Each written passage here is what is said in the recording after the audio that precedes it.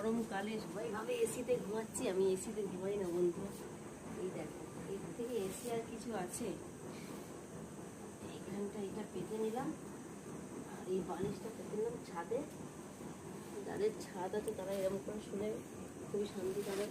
আর প্রকৃতির হাওয়া আর এই মশারি।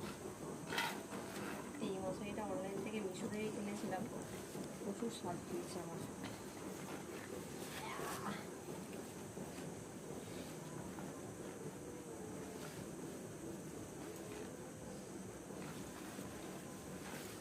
ব্যাস, এই মশারিটা টাঙিয়ে নেবো, মশাও কামড়াবে না, আর দারুণ ভাবে শোয়া হবে।